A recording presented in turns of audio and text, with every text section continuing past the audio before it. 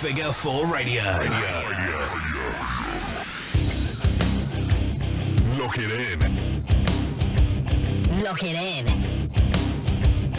Lock it in. Lock it in. Lock it in. Figure 4 Radio. Hello everyone, welcome to Figure 4 Radio. It's the mastermind Ollie Spring, joined by a slightly phlegmy and flued up Luke O'Mac. Hello. For any ladies listening, you're going to definitely enjoy Luke's part of the chat today. Oh yeah, sounding husky as fuck. Yeah, they rename me Husky Harris. Yeah, that's. I'm about the same. We can't. Husky Oxterby? No. Anyway, ladies and gentlemen, we are here today. We are breaking down 2016. If 2016 is a wall, you can call us Chris Jericho. We are breaking it down. We're basically just having a year review of the year 2016. It's been one hell of a year, and we're basically going to break it down in a three-part. Documentary Styly what's type. A documentary and a podcast? A podumentary? Is that such a thing? Docucast? A docucast. I quite like that. A docucast. Docucast is quite nice. We're going to basically look at the year and see what's gone down. So obviously part one, we're going to look at January to April. Now this was all kind of pre-Luke O'Mac as far as Figure 4 goes. Yeah, you weren't quite in the clan. I think the end of April. I think we've got is WrestleMania in April, isn't it? Yes, it is. Yeah, we've got some brief notes here. Yeah, that was me. So we can kind of see what you thought of everything pre-Figure 4 Radio for you, I guess. So obviously January, the biggest obviously talking point in January was the Royal Rumble. Yep, that's in all honesty, I think the Royal Rumble podcast that we did is my favourite podcast that we've done ever, almost, because you can hear my excitement. I wasn't even drunk. This is the best thing.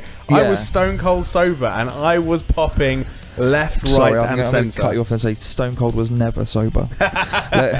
I was very sober. There you go.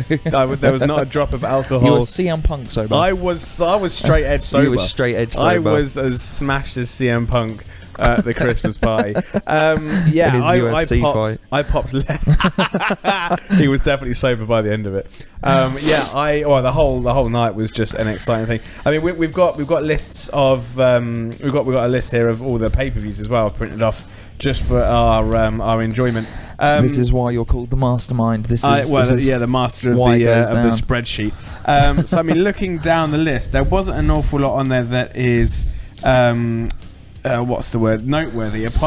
Kevin Owens and Dean Ambrose for the internet Intercontinental Championship. In Last Man Standing, I gave that quite a good rating. And then, of course, I think the main thing to talk about in January was the Royal Rumble itself. Yeah, I think so. Like I said, the Ambrose match was... Kevin Owens and Ambrose match was actually quite good.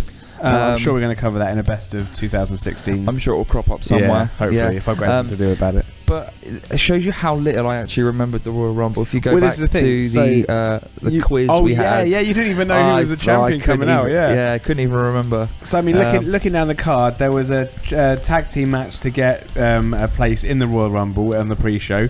I think that's going to make it onto my worst matches of the year, but we'll talk about that in the podcast when we get around to it. There was a New Day and the Usos for the Tag Team Championships. Alberto Del Rio pre-walkout again versus Kalisto. Becky Lynch versus Charlotte for the Divas Champ. So it's before the changeover. There you go. As it were. But then Roman Reigns defending the WWE World Heavyweight Championship against 29 superstars. I mean, it was potentially one of my favourite Rumbles. I don't know if it's because it's the first one I've seen live. I think it was that thing, because like you said, it was pre-Figure 4 days for me. Yeah. And obviously you've heard the podcast though, right? I've heard the podcast. Yeah, you've heard us popping for various people. I think my thoughts at the time were... it would be great if AJ debuts. That'd be really good. There was so much buzz about it, wasn't there? It was like, will he debut? Won't he debut? Yeah. If I remember rightly, at a Rev Pro show, he kind of said, he made a bit of a promo and said, I'm not saying I'm gonna debut at the Royal Rumble, but if I do, I just want to say now that it's been fucking awesome. Thank you for all your support. Blah blah blah. Yeah. And it was a bit of a tell that he might. Yeah. Fair enough. Yeah. But there was like I was so much talk like from where I was at the time of like I really did not want Triple H in there. Kai definitely did. I can tell you, Kai did. No, I didn't want him anywhere near that title whatsoever. Like, I thought the only way to get Reigns over, and they're still struggling to do it now. Yep. But the only way to get him over was not to put him with a clean victory over Triple H. It's not how it would have worked. So yeah, I don't think I went into it with the same optimism that you had. I'm not sure if it was. I think I was just pure excited, and then I think the biggest thing for me was AJ, and obviously AJ debuting, and obviously I just remember the music coming in and me like, what the hell who is this? And it didn't even click in my mind that it could have been AJ. I was just like, I think as well, this is weird music because the camera angle was on Roman's face for like 30 seconds, and I can only presume they didn't want the "I am phenomenal" bit showing on the screen, because that would have given it away before the big pop. But obviously the crowd that were there saw him, and obviously so the crowd are going nuts. And we're like, what's going on? What's going on? Exactly. And then I went absolutely bonkers. A few other things like Owens and Zayn were both in there as well. Yeah. I don't think had Sammy really kind of made his main roster debut at that point, or that was.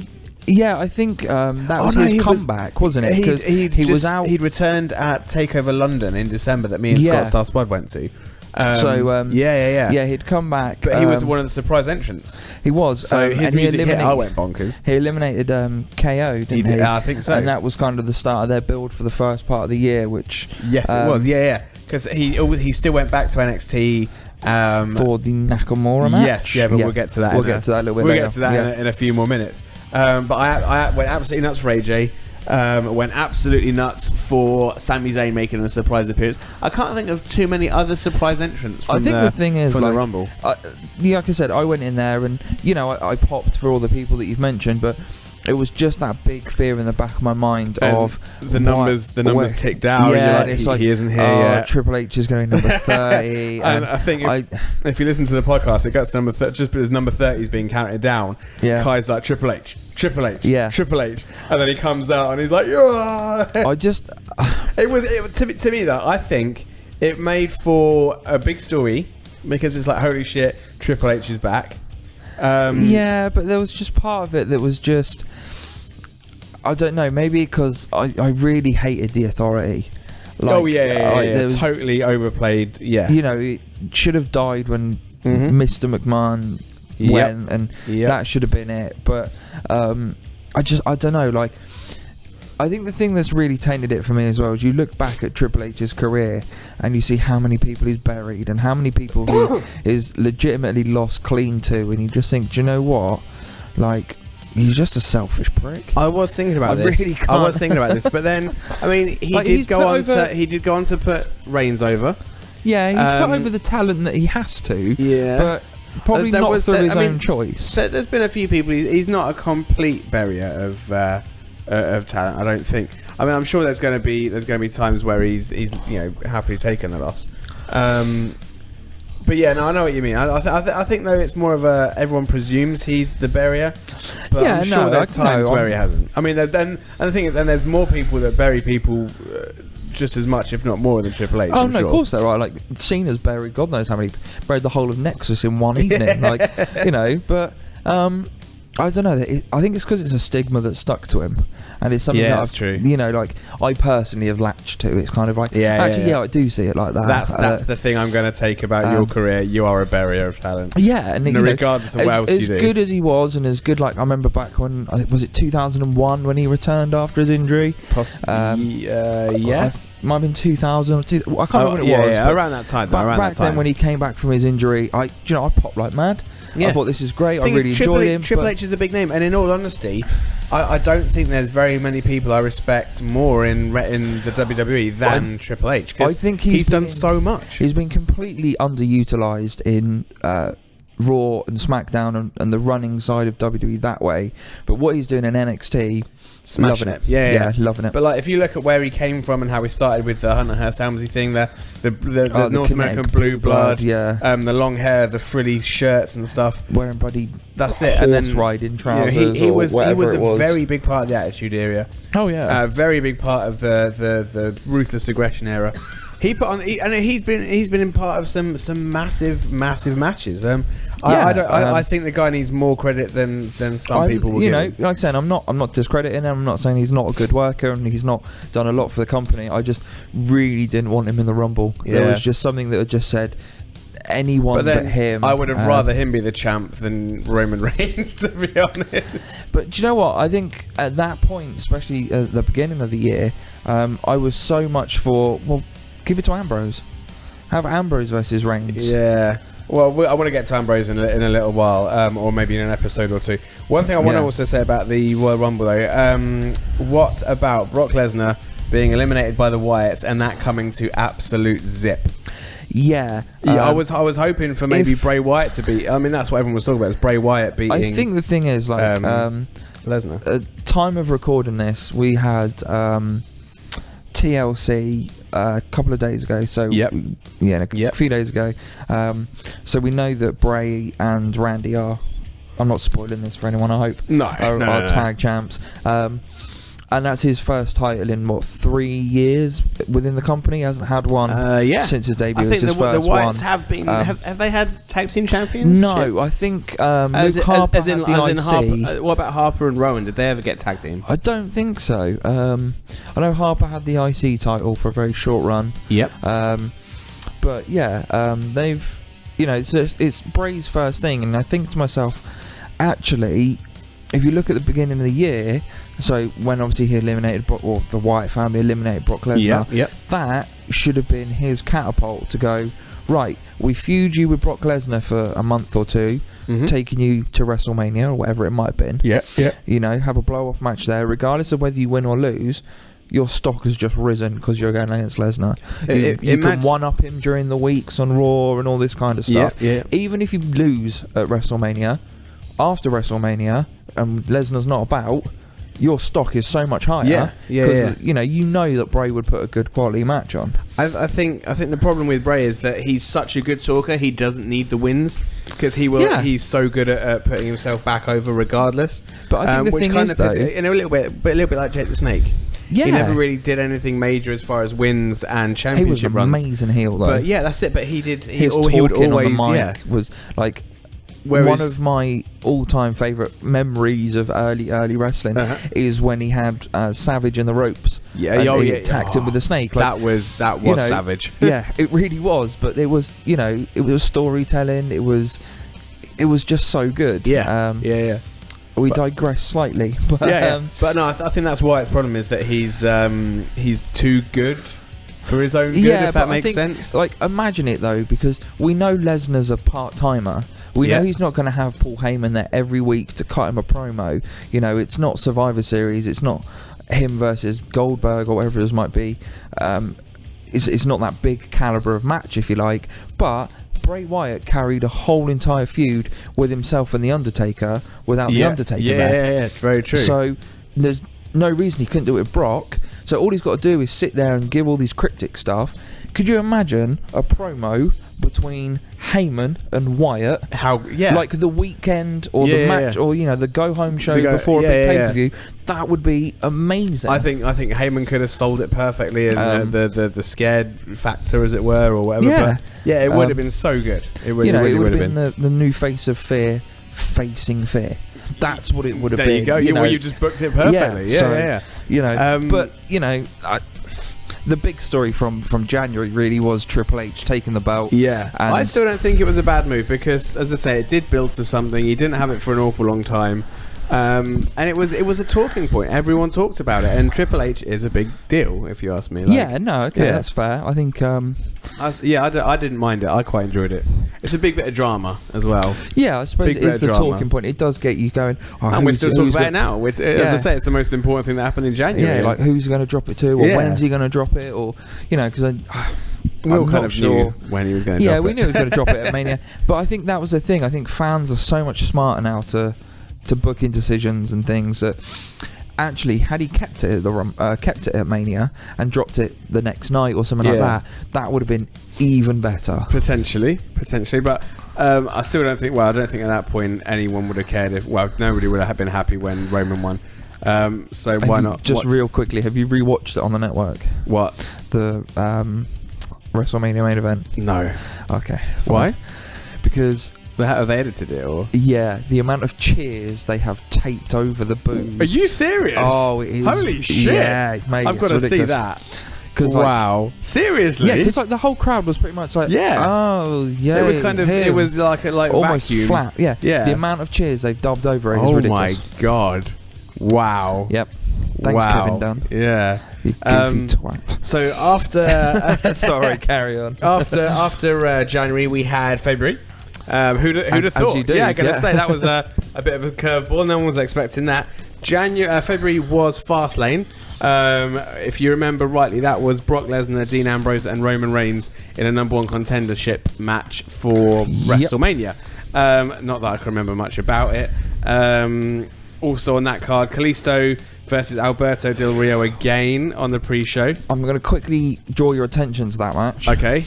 As much as 2 out of 3 falls. That wasn't a bad match, was it? Actually, I was going to say, yeah, as much as actually I dislike Kalisto. Really? Why? Because we'll come to it a little bit later on. All right. But we'll come to it later. It's fine. As much as I dislike Kalisto, I like him. I think that the back and forth that him and Del Rio had over those two, I think it might have been 3 months. I'm not sure. Yeah. It was 2-3 months anyway. They were really good matches. Yeah. It's not that I dislike him because he's a bad worker. Yeah.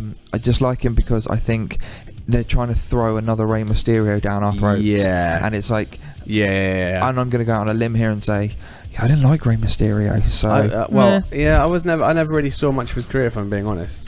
You're just getting into the ruthless aggression, aren't you? Yeah. So, I'm still kind of at the tail end of the Attitude Era, to be honest. Okay, fair enough. But yeah, we'll get there. For anyone that's listening, by the way, when we say that, Ollie is going through the whole back catalogue of pay-per-views in chronological order. Yep, chronological. On the network.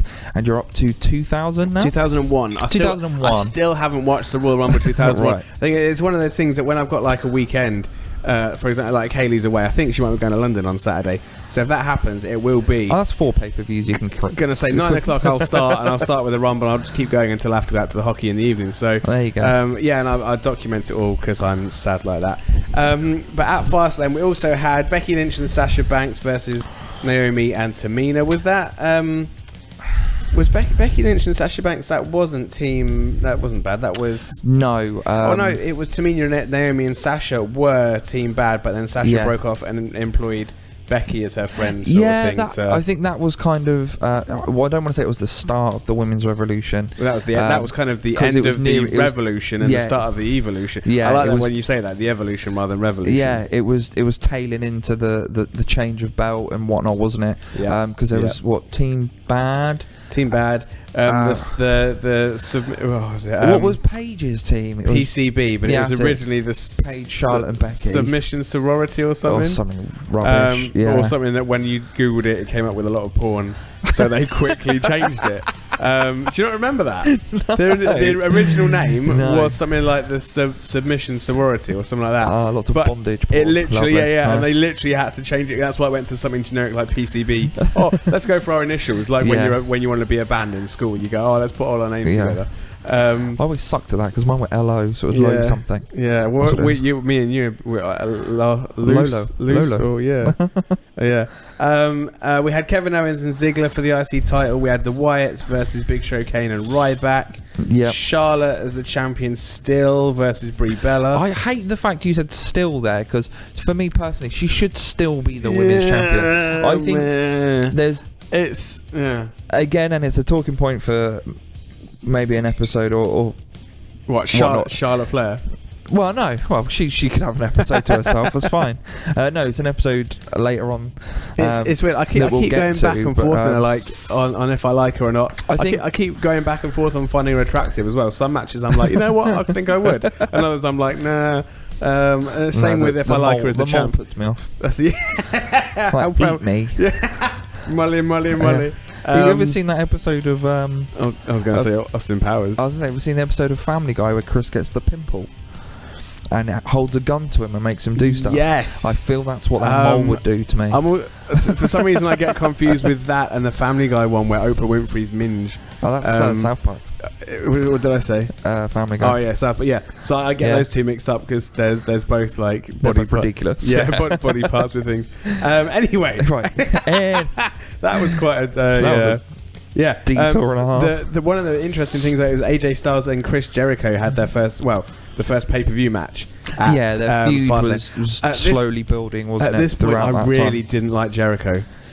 It was before Jericho and AJ, Jericho and Ambrose. I really didn't like Jericho in these feuds. He was just the slow beginning of the year. Yeah, I think the beginning of the year he was used as, I don't want to say enhancement talent because that's he was a bit harsh. Well, I think with AJ it was good because obviously Jericho knows everything about WWE. Yeah, I mean there was nobody better to guide AJ into the big time. Yeah, that's fair. I think the feud with Ambrose before that, which I want to say was the year before. No, Ambrose was this year as well.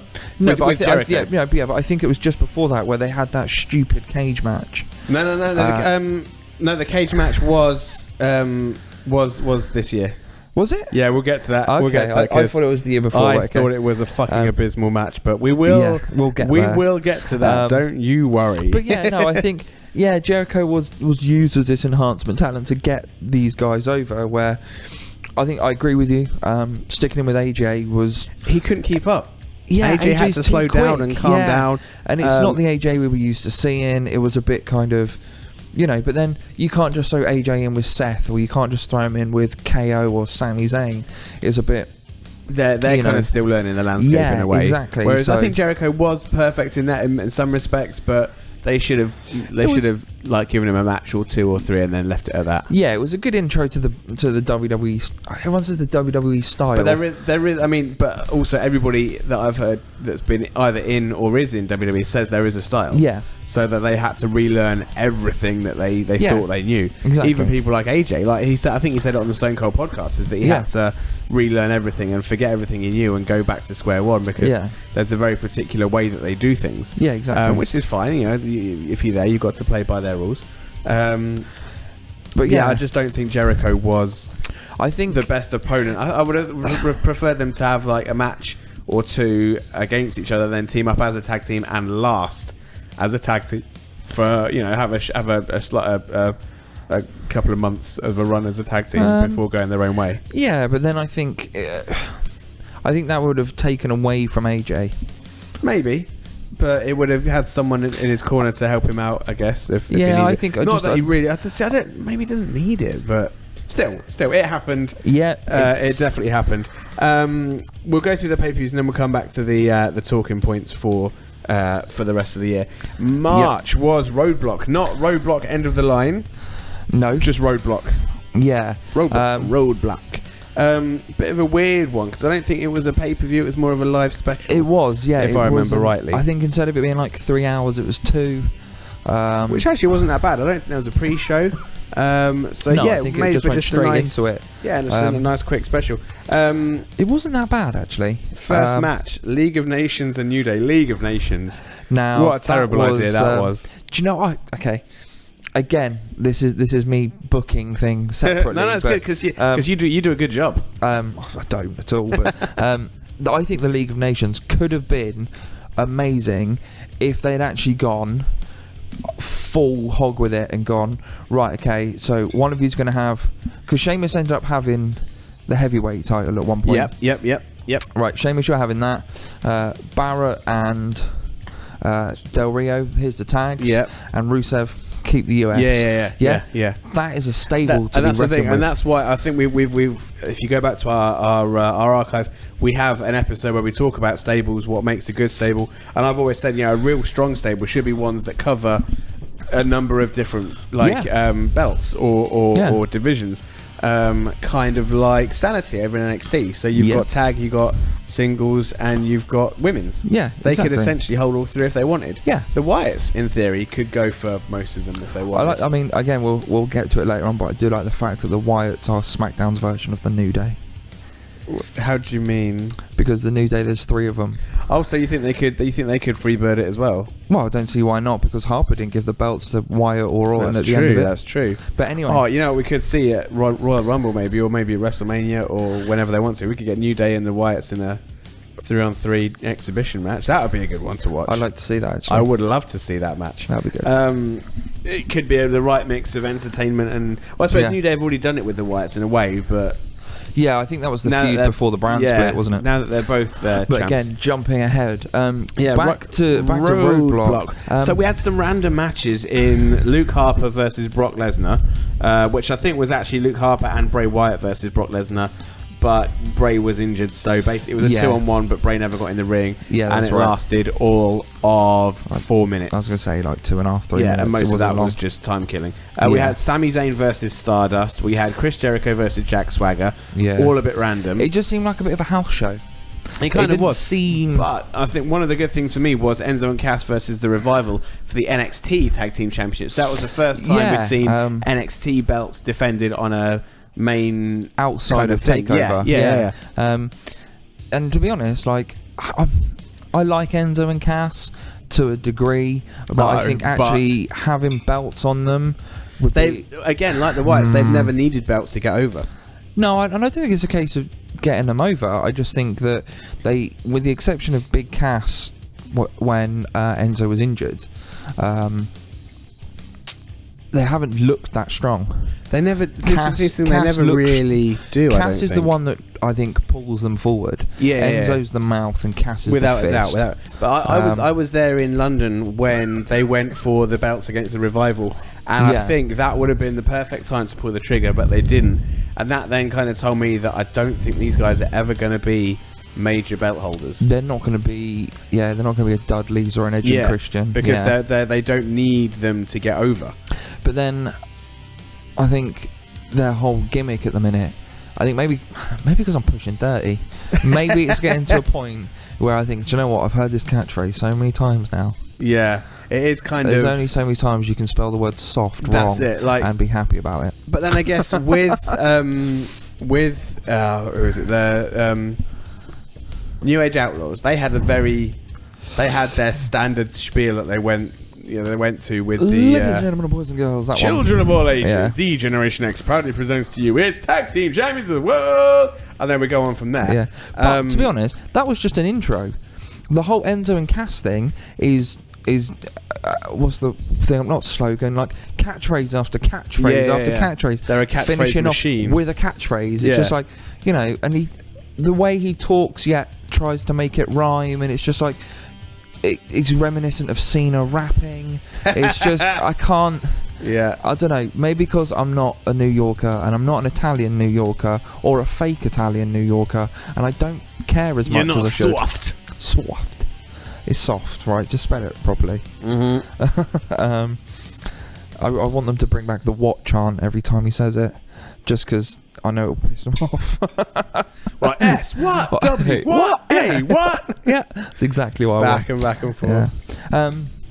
But with Roadblock, actually, I think the one thing that everyone got excited for was the main event of it. Triple H and Ambrose. And I think that was really just a tune-up match for Triple H. So he wasn't going into Mania with a massive amount of ring rust. A lot of people were like, oh my God, Ambrose is going to win it. Like, we're going to see Ambrose versus Reigns. Fools. Yeah. Again, not saying Triple H carries the shovel around. But, it's probably the case that Triple H was like, they're probably like, who do you want? Who should we put you in a match with? And he was like, I like that kid. Let's go for Ambrose. Yeah. And I mean, Ambrose would have got a shitload of experience from being in the ring with him. Oh, of course he would. Yeah. There's not. I mean, and then Ambrose also got Lesnar. The month later. So. Can we not talk about that match? Well, I want to. I want to say a few things about it. Yeah, no, but yeah, Roadblock was largely throwaway. I think the highest. Did it replace Fastlane?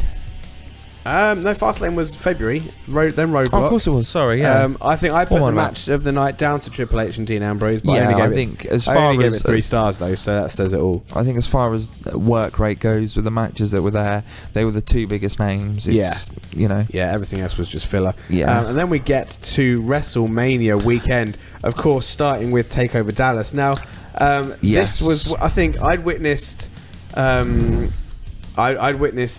in London, and just how, I mean, I can't describe how electric that atmosphere was for people like Bayley, American Alpha, Sami Zayn and Ty Dillinger. It was... Refresh my memory.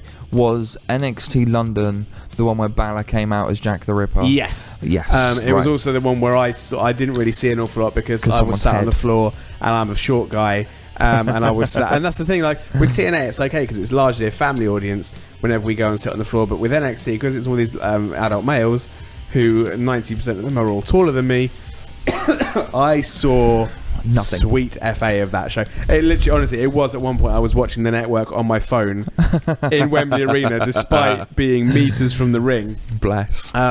It was a shame. But still, the atmosphere was electric. Yeah. And I think leading into Dallas, I was the most excited I've ever been for an NXT show. No, that's fine. So the Revival and American Alpha, Austin Aries debuting, Sami Zayn, Shinsuke Nakamura in his debut, Bayley versus Asuka, and Finn Balor and Samoa Joe. So, to be honest, can I just say the names you have read out there, I can't even think of a bad match. Oh well, there wasn't. But like, I can't think you could put any of those people in any kind of random situation. There wouldn't be a bad match. So Aries and Nakamura debuted. Aries' match with Corbin, I wasn't blown away, but then I don't think they wanted him to blow people away. No, he just had to go out there and be solid. Yeah, and he was, and we know Austin Aries as a solid worker anyway. Yeah. So I not saw a great deal of him in TNA. But what I did see, I know, he was very, very good. Yes, he was. He was just reliable, I think, was the main thing. Yeah, no, exactly. That's a great way of putting it, actually. With Revival and American Alpha, I literally can't think of any of any two either individuals or teams that have got better in-ring chemistry than American Alpha and Revival. They can literally they put on like 25-30 minute spot fests where. Not big spots, but you can't call that stuff in the ring. No, of course you can't. They just know each other so well that they can just go out there and hit. We'll do this spot and that spot, and the hot tags and the breaking up of the tags, and those I can't talk highly enough of those two teams. I think it's the thing of I like the fact that in recent weeks American Alpha have been seen to be a bit stronger, and again we'll get to it later on. We'll get to it later on, but. They were so over NXT, in London. Yeah, in NXT they were just phenomenal. Like they were so good, and it was a proper heel baby face bout. It's what wrestling was about. No shades of grey. And I think the thing with Revival is they're heels, and they're not heels. They're not afraid to be heels. Yeah, that's but what I like about them. They're also not the type of heels that people want to cheer for because they're just a solid. Like this is the thing, and like I'm trying to think. This is why I like Baron Corbin because. He's a heel, but he's not one of those heels like the smarky bastards on the internet want to cheer for. Yeah. He makes you want to hate him, and that's what you've doing. got to do. And that's the thing. The Revival, they don't go out there. They don't create catchphrases for themselves. They don't give themselves the flashiest moves, but they just do what needs to be done. No, that's completely it. Which is what they need to do. Yeah, and then what can we say about Sami Zayn and Nakamura? At the moment, that's the only 5-star match, or the only match I've ever given 5 stars to. Okay. From WrestleMania 1 up to Royal Rumble 2001, and then everything this year, I've never ever given anything else a 5-star rating. Now, I have only watched the match once. Okay. You're right. You I'm good. It's fine. Both fucking choking left, right, and centre. Like I'm recovering from a cold. You're getting one. Yeah, this is great. The Sami Zayn match with Nakamura. I gave it 5 stars. I'm going to be interested to see if I give it 5 stars on the second watch. Okay. A lot of it could have been. I saw it. I think I saw it twice in the space of like 2 days. Yeah. Like I watched it and I got to the point of I couldn't stop because obviously, like I said, this was before I joined you guys here at Figure 4. Yeah.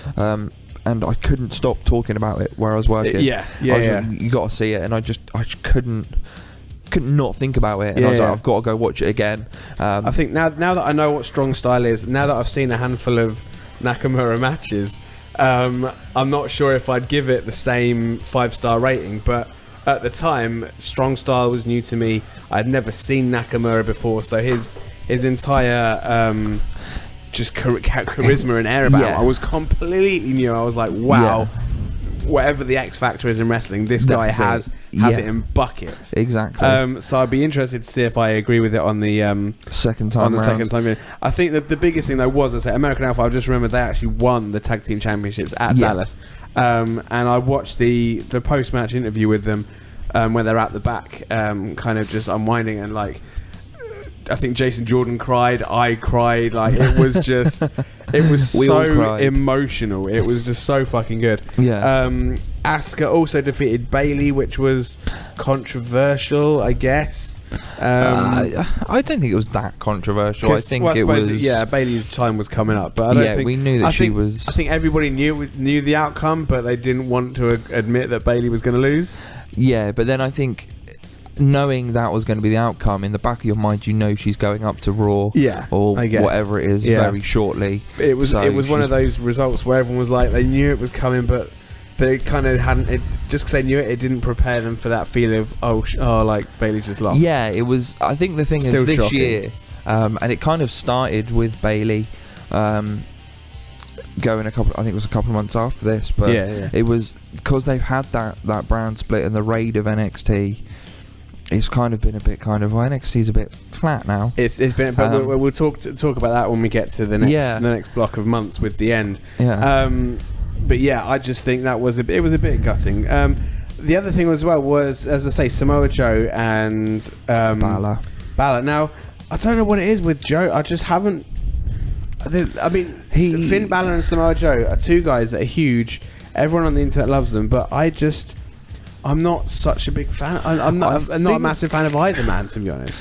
I think by the time that the feud finally blew itself off, that sounds weird. Okay, let's rephrase this. Okay, so by the time the feud came to an end, there you go. I think it was slightly overdue. Yeah, because they just went back and forth. I hate it when one guy gets a title shot like 2 or 3 or 4 times in a row. Yeah, it doesn't happen very often. So why? But it does seem to happen quite often in NXT.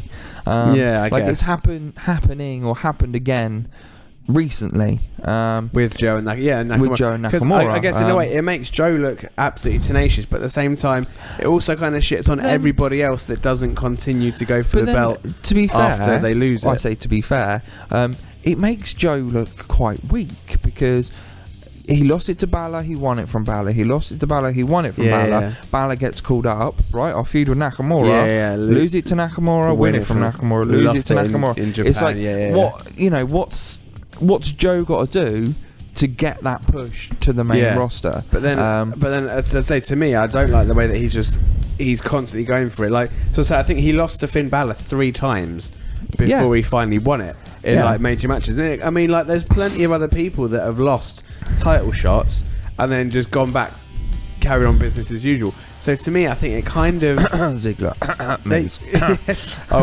We'll get to those as well later. Oh yeah, we will. Yeah. But yeah, just anybody ever that's lost lost their championship match, and then cut a promo. Cut a promo. Like, why didn't they keep cutting promos week after week? And I want the chat. Like, but I think it's that thing of obviously it would get a bit old, but it's NXT you've got to be careful with the booking. I being think the beast that it is it does rely on it's still developmental. Yeah, as much as we want to see ironically, as much as we see it as it's it's the third show every week, or it's a different. You're the SmackDown brand, the Raw brand, and the NXT brand. As much as we see it like that, it's still where the guys go to train and learn their craft. And I think people forget that as well. Yeah, well, with the people they've got in there, they probably do. The likes of Austin Aries. Why has he got to learn his craft? Yeah, because it's the WWE way. In fact, same with Joe. Same with Nakamura. I did kind of see someone complaining about this, that it used to be like NXT used to be a developmental, but literally they do now have people that have established themselves in TNA or New Japan. Yeah. Or like, it's kind of, like when Rhino came in to feud with Corbin when they were still down there. Yeah. You've had a few people that have come back, like Mickie James. But then that's the thing, like, if they don't, I think it's good. It's good for people returning because, right? Okay, you've got a 3-hour less pressure. You've got a 3-hour pay-per-view. And you don't know what the reaction to that person returning is going to be like. With the exception of Goldberg, which happened this year. You don't know what Mickey James rap. Briefly. Yeah. True. All true. 86 seconds of it. You don't know what her reaction is going to be like. You don't know how the crowd are going to react to someone like... oh, Christ, I forgot his name now. That's what happens when you're ill. Eric Young. You don't know how these people would come across on a big pay-per-view show. So instead of putting 10 minutes aside or 15 minutes aside in a big pay-per-view to push this person out there for a promo, stick them in NXT. True. See how they go. Test change the waters. them. Test the waters. Yeah. Change the character a little bit. Tweak it. You can do that because it's only an hour show. Yeah. So each week the progression there is slow. Okay, they obviously record 2 or 3, however many, whatever. But which I think in a way could be is a bit of a downfall, because you kind of, anything big happens in those tapings, the internet's going to leak it regardless, and it kind of takes a surprise out, which pisses me off. I really kind of stay away from the internet as much as I can until I always say, like, if you are going to try and avoid all social media, so basically TNA is aired on a Thursday in America, so you can't watch you can't be on social media on all of Friday, all of Saturday, or all of Sunday until you've watched TNA.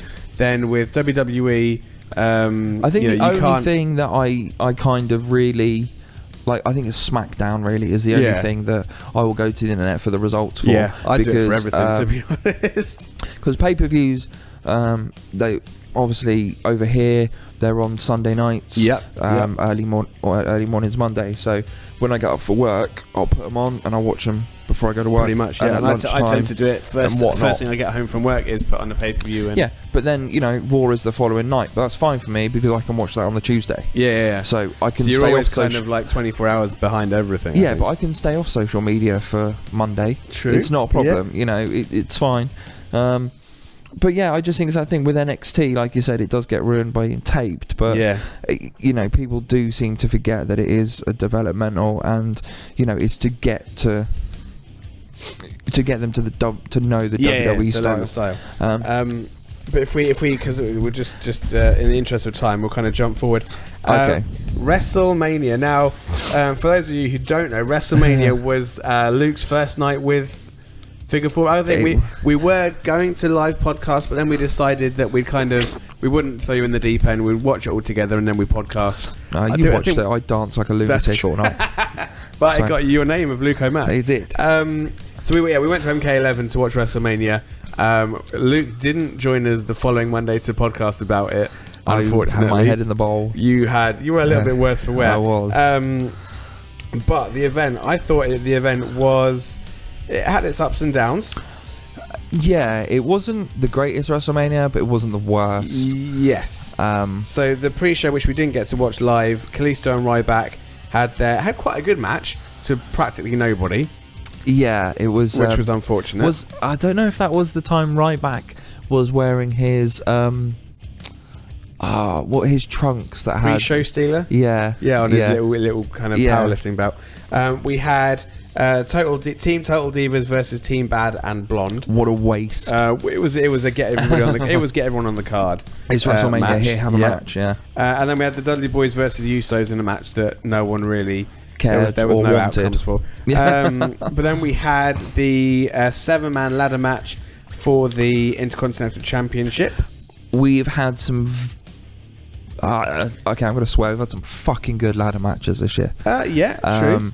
But this was the one won by Zack Ryder, and I still don't get why. I just don't get it. Like, I think I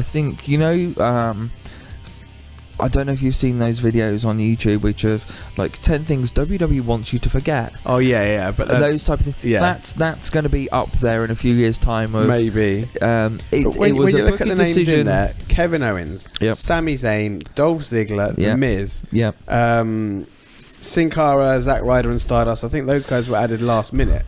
Yeah. But you look at those first 4 names, all big players, major mid-card players. Yeah, Sin Cara has gone on to do nothing. Zack Ryder's gone on to do nothing. Hasn't Stardust left? Hasn't Sin Cara gone on to join the 205 Live? Has he? Or was that Kalisto? No, I think it was Sin Cara joined the Cruiserweights. Possibly. But like, you look at those ones. any of Owens, Zayn, Ziggler, and Miz would have done something good with that belt. They gave it to Ryder, who lost it the next night. Like, well, I mean, I get he gets his WrestleMania moment, but then for me, if you're going to make him drop it 24 hours later, you fire him the next day. Like, here's your moment, right? Thanks for holding the belt for 24 hours. Bye. There you go. That's it. You got your moment. Now fuck off. They've done. Like, if that's what you care about is a moment, then they don't care about storylines. They'd rather have a moment. That is pretty much what they've done. The moment, I don't even get the moment because Zack Ryder wasn't over. I think it was more of a moment for himself personally. Yeah, I don't think it was a wrestling moment. Fucking selfish. Give him a win on the pre-show. Like.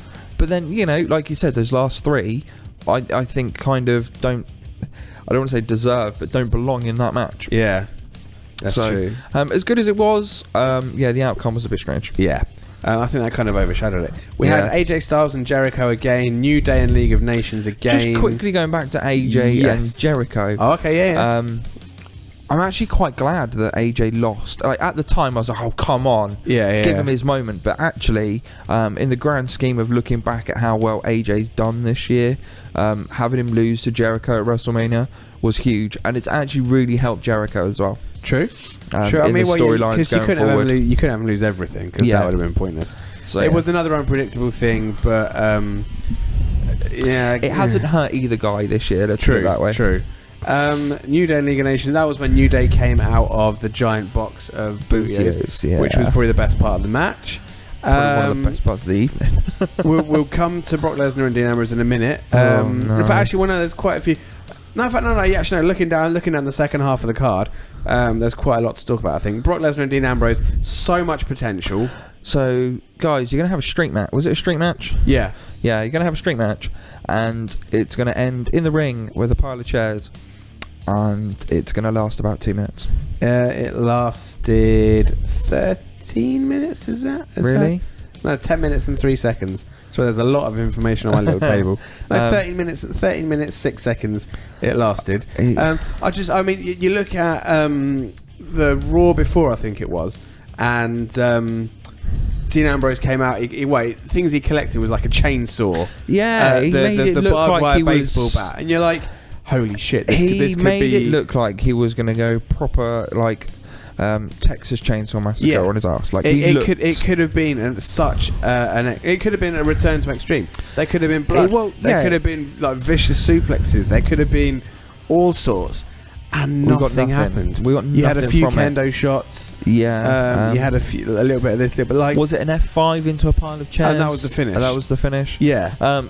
It was really poor from both men. It wasn't like one man tried and the other just no sold. It was both men. Brock Lesnar looked like he couldn't be bothered. He looked like he turned up because he knew he was getting money at the end of it. The guy had $6 million a year for like 6 fights. He didn't look like he gave 2 shits. No, I don't think he did, to be honest. And the match was abysmal. And I also probably think he thinks Ambrose was beneath him. Yeah, potentially. But then I don't think Ambrose ever puts himself over as anybody that gives too much of a shit either. So yeah, that's true. And it was just a bit awkward, I think. Then we had Charlotte, Becky, and Sasha in the 3-way. Potentially the match of the night. I need to review this, I think, because I didn't at the time. I didn't give it match of the night, but a potential easy second best match. I've said this before, and I will say it again. I do not like Sasha Banks. Why not?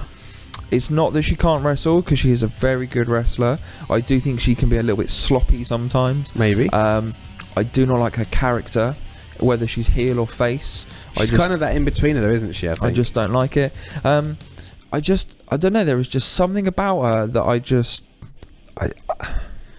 she's not what I expect her to be. Okay. Like, she comes out and she's like, oh, I'm the boss, I'm this, I'm that. And it's like, yeah, but you used to Charlotte every other day.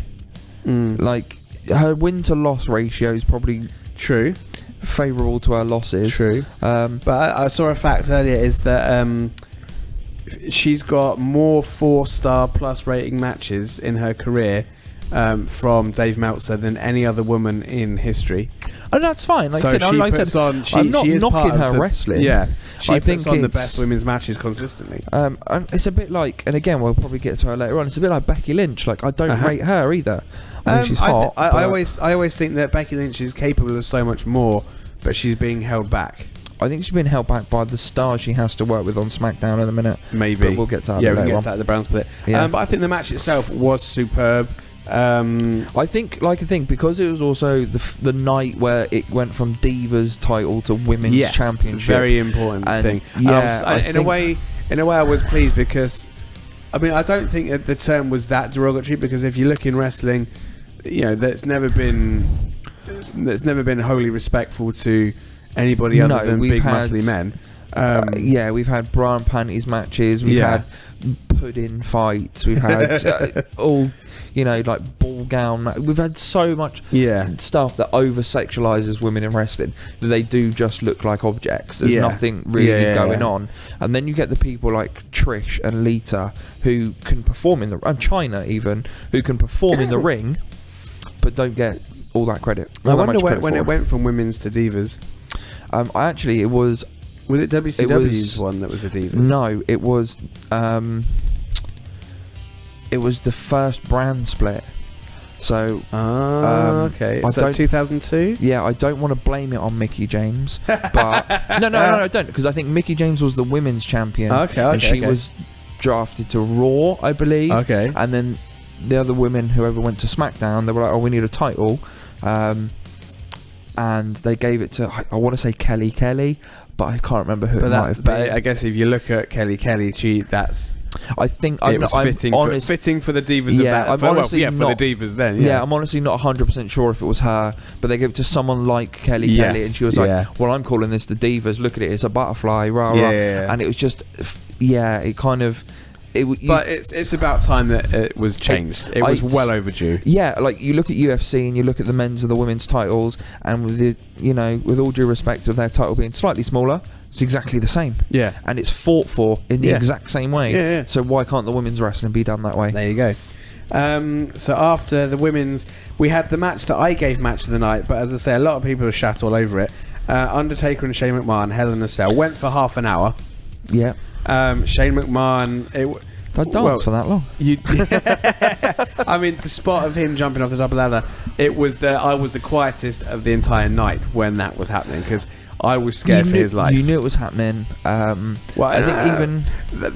knew people wanted it to happen, but then when he was up there, I think everyone kind of realised, oh shit, he is actually this could be. That's like 20 foot in the air. Yeah, an actual 20 foot, not WWE slightly exaggerated. Oh my god, that's 60 foot. My heart was in my mouth. It's still not as high as the Titantron that he fell off of, but true. But it was fucking high. That was it was, and it was onto an announce table rather than a huge area of crash wrestling behind it. Yeah, I'm glad they had like the airbag thing. Yeah, the airbag in there, because without that, we'd been looking at another Mankind situation with his tooth in his nose and but God then knows it what kind of else. makes that cell fall look like nothing too bad, because I swear the new cell is fucking. It's bigger. Yeah, way higher. Yeah, it's bigger. But yeah, I gave the match 4.5 stars. I know a lot of people say it was boring, that Shane shouldn't have had as much offense on the Undertaker. But then he shouldn't have kicked out of things. But it's wrestling. Come on. The thing is, as well, I don't think that's true, because you think the Undertaker's pushing 60. That's true. Yeah, precisely. You know, he's going to be slightly slower than Shane, who's got a good I don't want to say 20 years, but Shane's in his 40s. But 10, 15 years on him. So I still think it was a spectacle. I think that spot itself. That's what WrestleMania is. Precisely. It was perfect for that. We had Baron Corbin winning the Andre the Giant Memorial Battle Royal. Brilliant. I think that was a brilliant call as well. Great way to introduce yourself to the roster. Was Tatanka in that match? Do you remember that? He was just kind of nobody announced it. Came from nowhere. He was just one of the names in there. No entrance, no mention. It's like, by the way, this legend from the 80s is in the ring. Yeah, that's true. But and he hasn't been since before or after. That was bizarre. But Baron Corbin winning it, although it's not something that's pushed an awful lot and it doesn't mean anything. Yeah. On paper, it kind of in a way just shows who they're putting some faith in. Don't obviously jump ahead too far, because obviously, we're going to go through the months. But I was watching Talking Smack after pay-per-view. I watched it too. Yeah, and he brought it up saying, look, my debut was this match. Was beating everybody at WrestleMania. I deserve the main event slot. Which is, you can't argue with him. It's still something that he holds close to him, I guess, as saying this is what I can do. So, yeah, it does mean something. It's not that it's been forgotten. After that, we had The Rock's little segment where he beat Eric Rowan. Went on for like fucking half an hour with a 7-second match at the end. I'll be honest, I'm bored by The Rock. He was boring at WrestleMania the year before, and this year it just went on far too long. The flamethrower thing was cool, but it was just... Had he come down, they just played his music, he lit his name on fire, he came to the ring, maybe did 2-3 minutes, got interrupted by the Wyatt, had maybe a 30-second match instead of a 7. Oh no, I mean I like the setting records thing, but I just think he went on for far too long, and I was bored by him. Yeah, I wanted him off the screen. I wanted wrestling. Yeah, no, and I'm with you with that. I was bored. And then, as I say, we had Roman Reigns and Triple H. In a way, the right guy won, but I mean, I didn't want Roman to be pushed, but then you could see why. And this is where I'm conflicted, because like I said at the beginning of this, there was no way I wanted Triple H to hold that belt. Yeah. But then at the same time, I wanted Roman to have it less. I think for the second year running, you already knew the outcome of the match. Yeah. And it was just a case of you wanting to be told the story. But the match wasn't anything spectacular. It was a standard match. Yeah, it wasn't the cash-in from the year before, was it? Oh no, that was fuck. Oh no, I'm thinking Daniel Bryan from the year before that. Oh okay, yeah, sorry, sorry. I completely take that back. The cash in was the best thing I've ever fucking seen. Yeah, ever. that was amazing. It was the best thing. Of WrestleMania moment. Yeah, of WrestleMania moments, it must go. The slam heard round the world. No, I'd say Hogan versus because of how it was built. Maybe, but then looking back when I watched that match in 2013 or 14, whenever it was for the first time, it was the worst match I've ever seen. It's crap, isn't it? It was a shit match. I think Rollins cash-in was bigger. Fair enough. I think that was. But then, as I say, I'm watching it as a fan in 2015. Yeah, it was 16, 13, 14, whatever it was. The modern era. If I was watching the Hulk Andre match at the time, then maybe my mind would have been blown. But for what I'm used to in this day and age, that's fair. Yeah, that's fair enough. So that kind of wraps up the pay-per-views. Just having a little look down of the notes we put on. The night after WrestleMania, we had call-ups for Enzo and Cass, Baron Corbin, Apollo Crews. We also I was really surprised by Crews because he'd done nothing as far as I was concerned, and still hasn't. And I think in a way that was the first sign for me that NXT was going to start getting drained. Gallows and Anderson debuted. Yep. And No Way Jose debuts on NXT. I mean, Enzo and Cass have just gone on to do exactly the same thing, just to more people. Yeah. Baron Corbin, I still love. I'm a mark for Baron Corbin because I don't want to cheer for him when I see him. I want to boo him off the stage. Yeah. But that's why. But he's one of the one of the few heels that I want to boo. Yeah. And that's perfect if you ask me. I just want someone to put their hand up his arse and make his stomach move like a puppet because it looks like one of them. Yeah. Apollo Crews. I don't think he really developed in NXT yet. Whereas it was that thing of McMahon probably looking at him going, "Oh, he looks like Shelton Benjamin." Up he goes. Yeah, there you go. I just kind of want to see a bit of a character rather than just a guy that smiles. But then he's your generic baby face. That's the problem. Because he's on SmackDown. I don't really see an awful lot of him anyway. Yeah. And I'm guessing he's just doing the same old. So he just does. He's not gone very far. He's a spot monkey. My other notes are I say the other notes we were talking about was notable things. In between January and April this year, we lost Axel Rotten, Chris Travis, China, Blackjack Mulligan, and Balls Mahoney. Yeah. I think the big talkers there is China and Chris Travis. Chris Travis, everyone's been talking about getting him the Warrior Award, which I think is fully deserved. I don't know if they'll do it. There was a petition that went round. I think I've signed it. I think signed Kai said he signed it. I know I definitely signed it. Yeah. So fingers crossed, because it would be really nice to have someone who has wrestled for however many years he wrestled. I just wonder if they're going to recognise somebody from this side of the pond. I know he was recognised on social media by certain wrestlers in the WWE. Kevin Owens has been against him and said some nice things. Sami Zayn, basically just Cody Rhodes said some nice stuff indie about guys. him as well. All the indie guys have basically that are in the WWE now have said how nice the guy he was when they met him. So I would love it if he were to get the Warrior Award, because that would be so deserved. Yeah, and kind of just validate all the hard work that goes into UK as well, in a way that we're not to be ignored. That we are important people over here. Exactly. And I think the thing is, the wrestling scene in the UK is getting so much bigger right now. Yeah. So it would be really nice. But the other one to say that he battled back as well, and he kind of had another run. It was insane. And I mean, I've in the podcast that I did with Harvey Dale, he spoke about him, and I said I never met the guy, I never saw him wrestle, but his reputation preceded him, and Harvey was ill clearly, the way he was, and still come out and want to wrestle and perform and put on a show. That that is the spirit of Warrior. That is without a doubt, without a doubt. And like I said, I think it's actually quite fitting that we spoke about the women's title changing from Divas to Women's, and I think it was quite fitting that they did pay tribute to China when she died. Yeah. Well, and this is the thing. I'm watching so much of China at the moment, and I say honestly, she was in there with the men pretty much every night. It wasn't just a one-off in an intergender match. She was the Intercontinental Champion twice. Yeah, she was. She's got to go into the Hall of Fame this year, right? She's got to. If she doesn't, there's something seriously wrong. Yeah, I mean, Triple H can't deny. You say porn, but there's plenty of there's plenty of bad histories in there. Fuck, if Trump's in there. Trump is in the celebrity wing. Christ. China has got to be in there by any chance? Probably, yeah. Because if she's in there, then gonna say, yeah. China's got to be on there. That's the entire fucking argument ruined. Exactly. Yeah, I mean, Blackjack Mulligan was Bo Dallas and Bray Wyatt's grandfather. That was. Yeah. It was nice that they let those guys have a bit of time off. Yeah, it was actually. It was quite nice. Obviously, he was huge way before anything covers him on the network. Yeah. But, and then the Axel Rotten and Balls Mahoney, two huge guys from ECW, and that's a brand that we're kind of slowly covering now. We are with on our podcast. 4 of 24. I'm sure we're going to get a lot more Axel Rotten and Balls Mahoney before our time's up. Yeah. But that kind of wraps things up for the first That's third January of the year. to April. Our voices are both going, so I think we need to go and reboil that kettle and get some honey and lemon down. Yeah, get some more tea made. Yeah, and get ready for the next third, which we'll be bringing to you next week. That's right, we are going to be here next week, next Monday.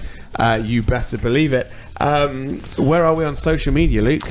So we are on Facebook, facebook.com/Fig4 Radio. We are on Twitter and Instagram at Figure4. Nice and easy. Nice and easy, that one. We're on YouTube. Yeah, we've started, we'll stay week high. It's started moving our archives. So to make a bit of room on iTunes for all this great content we're bringing you every single week, we're moving some of the older podcasts off of iTunes, off of Stitcher, off of Podomatic, which is where you can find all the current. That's it. There you go. Current ones. Yeah. YouTube.com/F4 TV is where you'll also catch our archives that we'll be slowly moving over, as well as some other video content. We've got matches on there as well. Yeah, we've also got the website, figure4radio.weebly.com. Every single pay-per-view I am reviewing and predicting prior as well. And there's going to be a horribly geeky one that I'm planning on the stats of 2016. Honestly, like, it's going to be... I feel like I need to get an abacus out. I feel like I'm going to have to... It's going to be horribly embarrassing for me. But we will be back next week. I'm still going to do it. We will be back next week with slightly less huskier voices and the middle third of 2016. But from the mastermind, Ollie Spring. From Luke O'Mac. We'll see you next week, guys. Bye.